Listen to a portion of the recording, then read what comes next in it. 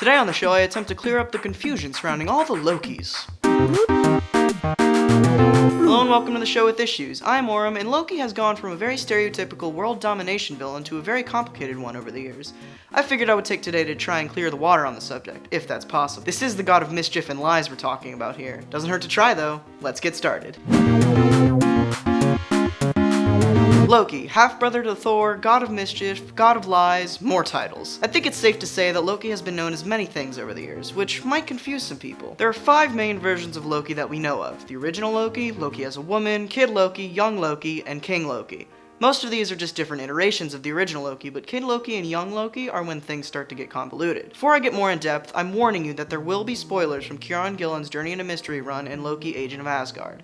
You have been warned as always. Let's start with the original Loki. Loki Laufeyson was the son of Laufey, king of the Frost Giants, and half-brother to Thor Odinson, god of thunder. This is the trickster god we all know and love. He's a super stereotypical villain and always seems to be around to do no good. There's not much to say about this iteration of Mr. Mischief. He was pretty much just a Thor villain, while occasionally fighting the Avengers, just like in the MCU version. Loki really got a boost in the interesting department when Ragnarok hit, the world-ending event that is prophesized by the Asgardians. It caused the disappearance of Thor and the death of all other Asgardians. Circumstances occurred that brought all of the Asgardians back, and Loki was reborn as a woman. Basically, how this happened was after Ragnarok, all the Asgardian souls found newly created host bodies. Loki's soul just happened to find a female body. This was later revealed to have been Sif's intended new host, but her soul was too weak to find it, so it went to Loki instead. This is the first time Loki really got interesting. He joined Norman Osborn's Cabal and began to do his thing on Earth because of this. Things started to ramp up quickly for the God of Mischief. He transferred his soul back into a male form just in time for the events of Siege to occur. Loki manipulated Norman Osborn into assaulting Asgard.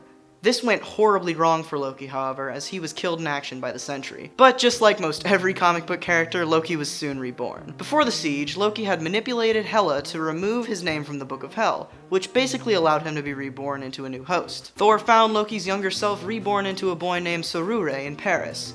Thor convinced the young boy of who he really was and went back to Asgard with his half-brother. This isn't your mother's Loki though. This is Kid Loki, who for all intents and purposes is no longer a villain. He had tons of adventures across the 9 realms, including one huge accident. Kid Loki deciphered a riddle that would change his future forever. The riddle led him to a chamber where an echo of his previous self remained. This Loki explained that his death and rebirth were all part of an elaborate plan that Kid Loki must now carry out. Kid Loki didn't want anything to do with this crazy plan, and attempted to do away with the ghost. In doing so, he transferred his elder self into a magpie named Ekol. This bird was the opposite of Kid Loki. He is the original god of mischief. Kid Loki was disgusted by this, and decided that he would do many missions of good to earn back the trust and affection of his peers. Ekol throughout tried manipulating the boy into doing bad, but Loki never listened. That is, until Loki finally managed to get the trust he deserved.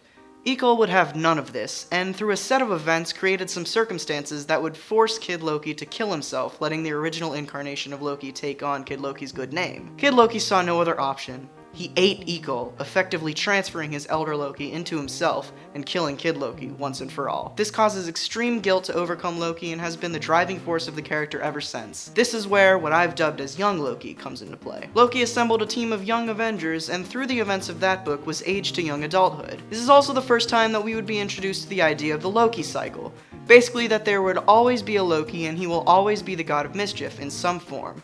Whether that just be extremely horrible or just anti-heroish is really up to the incarnation of the character. Loki realizes this and vows to make the best of what he's become. He decides to tell all of this to the Allmothers of Asgard and agrees to work for them to erase his record one crime at a time. Throughout the early missions that Loki was assigned to, he began to suspect that the Allmothers were hiding something from him. Loki decided to take action and eventually found a future version of himself, King Loki, hiding in Asgard. King Loki goes on to explain that he is from a future where Asgard's fate is secure and safe, and that the Allmothers were helping him manipulate young Loki to ensure this future. Young Loki quit working for the Allmothers and was almost immediately thrown into the Axis stuff, which really isn't all that important to what we're talking about. The only thing that we should take away from his involvement in Axis is that his inversion expelled his ability to lie, no matter how small. Because of this, he told Thor of his killing Kid Loki. Thor was furious and told all of Asgard of Loki's murder. Young Loki was sentenced to a trial on Earth, but as soon as he returned, he was ambushed by King Loki in his apartment. This is where we are right now in continuity. at least at the time of this recording. The story of Loki really interests me, and I'm super excited to see where it goes. Kieran Gillen's Journey into Mystery is one of my favorite runs of all time, and I would really like to see Loki finally get the redemption he deserves. If I had to make a prediction on where all of this is heading, I would say that Secret Wars is going to leave us with 2 Lokis.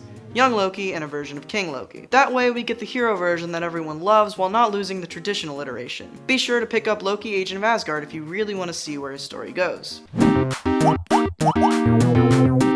Small week again, 4 books. Among those are Avengers issue 43, Inhuman issue 13, and New Avengers issue 32. Anyway, here's the rest of my pull list and Marvel DC stuff as always.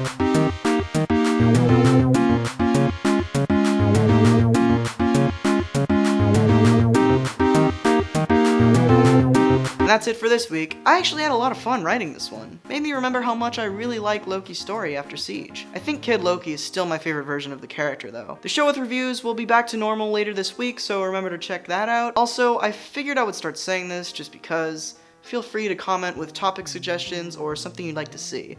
I have a document on my computer that I just add topic ideas to whenever I get them, and you guys could definitely help out. Anyway, thanks for watching. Next time I go into a sewer and beat up a Hydra robot.